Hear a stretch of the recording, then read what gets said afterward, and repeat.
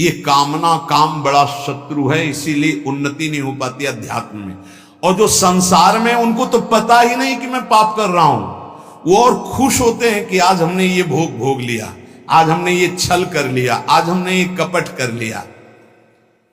कामना से कर्म होते हैं, कामना जितनी बढ़ती जाती है पाप कर्म उतना ही बढ़ते जाते हैं। शास्त्र के विरुद्ध मनमानी आचरण में पाप ही होता है, शब्द याद कर लो। शास्त्र आज्ञा के विरुद्ध मनमानी आचरण में सदैव पाप ही होता है। ये विकर्म बड़ा भयावह होता है और ये भारी दंड देता है, और ये कभी नष्ट नहीं होता। नष्ट तो भगवान कर सकते हैं केवल। ये आकाश में छाया हुआ शत्रु समझो, जिस समय इसका समय आएगा उसी समय भयानक घटना रूप बन जाएगा, ये रोग रूप बन जाएगा, किसी की भी बुद्धि में बैठकर आपका अहित करवा, बड़ा विचित्र स्वरूप है। कोई पूछ रहा था कि भाई भगवान के यहां तो बहुत नरक भोगवाएं, फिर यहां जन्म दें और कष्ट दें, ऐसा एक पाप कर्म है? अगर इस सृष्टि में, भारत में तुम एक कोई पाप कर्म तुम्हारा प्रकाशित हो जाए कि एक हिंसा की, एक व्यभिचार किया, एक छेड़ा, तो उसकी सजा देख लो जाके कानून में। बोले 20 वर्ष की जेल और 1 लाख रुपया जुर्माना। इसके बाद जुर्माना क्यों, जब उसको सजा दी जा रही है तो जुर्माना कैसे दे? उसको सजा दे दी, नहीं नहीं कानून है, ऊपर से है जुर्माना। तुमने ऐसा किया 7 साल की जेल, 50,000 जुर्माना देना पड़ेगा। ऐसे ही नरक भोग और इसके बाद पुनः तिर्यक योनियों में जन्म और उसका दंड, ये जुर्माना। खेल तमाशा समझो। लाखों पाप ऐसे हैं जो तुम्हारे प्रकाशित नहीं हुए, हमारे प्रकाशित नहीं हुए। अगर भगवान की प्राप्ति नहीं होगी तो एक एक सेकंड के कर्म का भोग भोगना पड़ेगा। ये कब तक चलता रहेगा? जब से सृष्टि रची गई आज तक चल रहा है। तो इसलिए मुझे मनुष्य शरीर से तत्वबोध या भगवत प्राप्ति अत्यंत आवश्यक है। ये काम करने के लिए हम आए हैं। कर्मों को भोगना ही पड़ता है, चाहे जहां भाग के जाओ। किसी ने प्रश्न किया था कि आपने कहा देवराज इंद्र ने अहिल्या के साथ गलत व्यवहार किया, तो आपने ये नहीं बताया उसको दंड क्या मिला। क्योंकि दंड का विषय नहीं चल रहा था, विषय चल रहा था कि भोगाकर्षण कितना प्रबल होता है कि हजारों लाखों अप्सराओं का स्वामी भी, देवराज इंद्र भी, एक मुनि की कुटिया में जाता है और वहां ऐसे गंदे भाव से गौतम ऋषि का वेश धारण कर कर अहिल्या जी का, तो उसको जानते हो क्या दंड मिला था? उसको 1000 भग हो जाए तुरंत साफ मिला था। तुझे भग से, भग माने योनि, तुझे योनि से बहुत प्यार है, तू देवराज इंद्र है, तू जो चाहे कर सकता है, तो देख मैं अभी तुझे दंड देता हूं। गौतम ऋषि ने कहा सहस्त्र भगधारी हो जा। पूरे शरीर में हजारों योनियां हो गई और हर योनि से महान दुर्गंध। अब बैठ त्रिभुवन पति बन करके चरणों में लौट गए। 1000 योनि पूरे शरीर में, योनि योनि और दुर्गंध युक्त घृणास्पद घोर नर्क समझो, घोर नर्क। चरणों में गिर गए, महाराज त्रुटि हो गई, आप भगवत स्वरूप ऋषि हो, आप बड़े दयालु, बहुत विनय की। तब का भोग तब तक जब तक भगवान रामावतार में नहीं आते। जब श्री राम अवतार लेंगे तो उनके दर्शन के लिए ब्रह्मादि सब देवता उपस्थित होंगे, तू भी उपस्थित होगा। तब यही भग 1000 नेत्र रूप में परिणित हो जाएंगे। ये दंड मिला था। तो जानते हो सिंहासन में बैठने से शर्म आती थी और महल में रहते थे अमरावतीपुरी में, निकलना मुश्किल था क्योंकि 1000 भग खुला उनके शरीर में बने हुए थे। कर्मणों गहनो गति, गहन है कर्म की गति, भोगना पड़ेगा। एकमात्र श्री भगवान क्षमा कर सकते हैं, दूसरा कोई नहीं। आम त्वाम सर्वपापेभ्यो मोक्षयिष्यामि मा शुचा।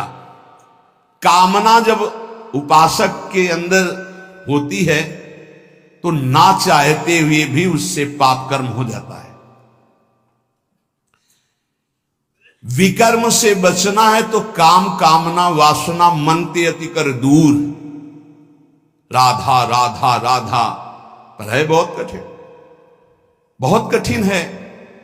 कामना के त्याग के बिना ये निषिद्ध कर्म, पाप कर्म, विकर्म, इससे बचा नहीं जा सकता। गहनो कर्मणो गति, कर्म की बड़ी गहन गति है। कौन सा कर्म बांधने वाला है, कौन सा कर्म मुक्त करने वाला है, इसका निर्णय करने में सब समर्थ नहीं है। जो भगवान में चित्त जोड़े हुए या स्वरूप बोध है, वही उन्हीं के द्वारा निर्णय माना जा सकता है। ये बड़े बड़े विद्वानों में भी गलती हो जाएगी निर्णय करने में। निर्णय में दो ही समर्थ हैं, या तो भगवत प्रेमी महात्मा या ब्रह्मबोध संपन्न ब्रह्म ऋषि। कर्म क्या है समझ गए? कोई भी कर्म करने के पहले जो फल आकांक्षा से प्रेरित होकर शास्त्र सम्मत किया जाता है उसे कर्म कहते हैं। अकर्म क्या है? जो तत्वबोध प्राप्त महापुरुष हैं, निर्लिप्त हैं, ममता रहित हैं, आसक्ति रहित हैं, उनके द्वारा हुआ कर्म अकर्म हो जाता है। वो फल नहीं देगा, वो बांधने वाला नहीं। विकर्म क्या है? जो कामना बढ़ी हुई मनमानी पापाचरण है उसे विकर्म कहते हैं, और ये बहुत भयावह है, ये दुर्गति का कारण है। इसी से नाना प्रकार के दुख भोगने पड़ते हैं। श्री भगवान कह रहे हैं जो कामना से कर्म होते हैं वो कामना अधिक बढ़ जाने पर केवल पाप होने लगते हैं। जैसे धन की कामना से कर्म शुरू होते हैं, फिर धन की जब ज्यादा इच्छा हो जाती तो बेईमानी, चोरी, हिंसा, छल कपट, इसके करने में कोई भय नहीं रह जाता। अकर्म हमारे कर्म हो जाए ये बहुत जरूरी है। अकर्म उसके दो ही उपाय हैं, या तो निर्लिप्त, फलासक्ति रहित, ममता रहित, ये तो स्वरूप बोध महापुरुष में होता है। तो एक सरल उपाय है, अपने शास्त्र सम्मत कर्तव्य कर्मों को फलेच्छा का त्याग करके श्री भगवान को समर्पित कर दो। राधा राधा जपो नहीं, बहुत यहां जो भी करोगे उसका दंड मिलेगा। महाप्रभु हरिवंश चंद्र जी कहते हैं जैसी हरिवंश नरक गति दुर्भर, यम द्वारे कटियत नक छीके। छींक दिया उसका भी है, कहां छीका, किस जगह अंगुली उठाई, किस लिए? एक एक चेष्टा का तुम्हारे कहने से थोड़ी होगा। अरे कहीं कुछ नहीं, ये बावरे लोग हैं, इनको क्या पता है। जब दंड मिलते हैं तब इनको समझ में नहीं आता कहां से मिल रहा है दंड।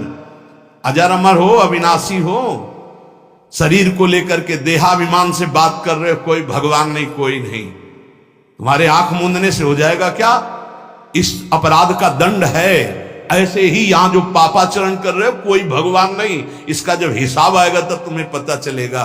करुणा निधान स्वामी ने ये जन्म तुम्हें अपनी तरफ से करुणा करके दिया है कि तुम मुक्त हो जाओ। उपासक को चाहिए कि कामना का नाश करके, विकर्म का नाश करके अकर्म हो जाए, तभी वो जीवन मुक्त होता है। कर्मण्य कर्म यह पश्येद कर्मणि च कर्म यह सा बुद्धिमान मनुष्येषु स युक्तः कृष्ण कर्म कृत। बड़ी बात कह रहे हैं श्री भगवान। कर्मण्य कर्म यह पश्येद कर्मणि च कर्म यह, जो मनुष्य कर्म में अकर्म देखता है स्थिति, और जो अकर्म में कर्म देखता है, वो मनुष्यों में सर्वश्रेष्ठ बुद्धिमान है, वो योगी है, वो ज्ञानी है, वो संपूर्ण कर्मों को करने वाला होते हुए भी कृतकृत्य जीवन मुक्त है। ये स्थिति है। कर्मण्य अकर्म यह पश्येत, कर्म करते हुए भी अकर्म स्थिति, कर्म करते हुए भी निर्लिप्त रहना। निर्लिप्तता एक बहुत बड़ी सिद्धि है। यहां जो भी कर्म होता है लिप्त होकर होता है। मानो आधी आपकी परिक्रमा हुई, चलो अब बैठ करके पद गाते हो गए। नहीं नहीं, थोड़ा ही तो रह गया, पूरी हो जानी चाहिए। क्यों, कौन सा फल चाहिए, कौन सा फल चाहिए? नहीं, पूरी होने पर ही सिद्धि होती, फल प्राप्त होती। फल आगे रख लिया ना, लिप्त हो गए, लिप्त। ये इसी तरह सब शुभ से शुभ, बड़े से बड़े कर्म में निर्लिप्तता का मतलब है पूर्ण होना, ना होना, लाभ होना या हानि हो जाना। जय या पराजय, सुख या दुख, सुख दुखे समय कृत्वा लाभा लाभो जया जयो, ये निर्लिप्त स्थिति है। पूर्णता पूर्णता से मतलब कोई संकल्प नहीं, स्वाभाविक सहज ही। आगे इस श्लोक में इसका भी भगवान वर्णन करते हैं। पूरा हुआ कर्म या नहीं पूरा हुआ, फल अनुकूल आया या प्रतिकूल आया, आया या नहीं आया, इससे किसी से मतलब नहीं। निर्लिप्त शास्त्र सम्मत केवल कर्म बिना किसी संकल्प इच्छा के हो रहा है। यंत्रवत अमुक कर्म मैं करता हूं, इस कर्म का फल ये होता है, ऐसा लक्ष्य रख करके जो भी कर्म किया जाता है वो उसे बांधता है। ध्यान दीजिए, यहां भगवान बहुत सावधानी की बात कर रहे हैं। अमुक कर्म मैं करता हूं, इस कर्म का ये फल है, ऐसी भावना रखकर जो भी कर्म किया जाता है बड़े से बड़ा, वो उसे बांधता है, ना कि मुक्त करता है। प्रत्येक कर्म का आरंभ और अंत होता है, शुरू और विश्राम होता है, इसलिए उसका फल आरंभ और अंत वाला होता है। परंतु हमारी जो दुख निवृत्ति होगी वो नित्य पद में होगी, जो निरंतर है, आनंदमय है, सच्चिदानंदमय है, वो अंत आदि वाला नहीं है। क्रियाएं सब आदि अंत वाली हैं, परिवर्तनशील हैं, उनके फल परिवर्तनशील हैं। पर जीव फल की इच्छा रख करके ही हर कार्य करता है। अंदर की बात है, बिना फल की इच्छा किए तुम कोई कार्य नहीं करोगे। आज ऐसा करते हैं, पहले फल आएगा उसका, इसका फल क्या होगा, ये चलो ऐसा करते हैं। इसलिए भगवान कहते हैं कर्मण्य कर्म यह पश्चेत, जो कर्म करते हुए अकर्म कर दे, उसको फल देने लायक न रखे, तभी जीवन मुक्त होगा। क्या कर्म होगा, निर्लिप्त, अनासक्त, फल की इच्छा रहित। हो रहा है, हो गया तो जय जय, नहीं हुआ तो जय जय, हमें कोई फल थोड़ी चाहिए था। स्वाभाविक एकदम, कितनी अखंड प्रसन्नता, परम विश्राम। लेकिन ये बात जब तक स्व का बोध नहीं है तब तक नहीं होगा। बहुत परेशान हो जाएगा, चिंतित हो जाएगा। फल की इच्छा ना रखने से नया राग उत्पन्न नहीं होता, नया राग उत्पन्न ना होने से वो बंधन मुक्त हो जाता है। ये कैसे समझ में आएगा, बहुत कठिन है ये समझ में आना। साधक सर्वथा वीतराग तभी होगा जब उसका नया राग उत्पन्न ना हो। वीतराग महापुरुष के सारे कर्म अकर्म हो जाते हैं। जीव का जन्म, जीव का मरण, जीव को भोग प्राप्ति कर्मों के अनुबंध से होता है, इसी कर्मों के बंधन से। जैसे किसी परिवार में बालक हुआ तो उसमें केवल बालक का ही कर्म नहीं है, पूरे परिवार का साथ में जुड़ा हुआ कर्म है। कोई उसकी मां बना, कोई पिता बना, कोई भाई बना, कोई मित्र बना, कोई पड़ोसी शत्रु पक्ष का भी है जिसकी जलन हुई कि लड़का हुआ है। ऋणानुबंध, उनमें सैकड़ों हजारों लाखों के कर्म बंधन उस बालक से जुड़े हुए हैं। किसी का वो ऋण चुकाने आया है और किसी से ऋण वसूल करने आया है, किसी का सुख भोगा तो सुख देने आया है और किसी का बदला लेने आया है। सैकड़ों अनुबंध हैं उसके, एक बार जन्म में सैकड़ों कर्मों के अनुबंध हैं। अनेक जन्मों में अनेक लोगों से किया हुआ कर्म उसको भोगना होता है। ये लेन देन का, दुख सुख का, जन्म मरण का व्यापार बहुत समय से चलता आ रहा है, इसको बंद करने का अवसर आ गया है। जन्म मरण से छुटकारा मिलने के लिए हमको मानव देव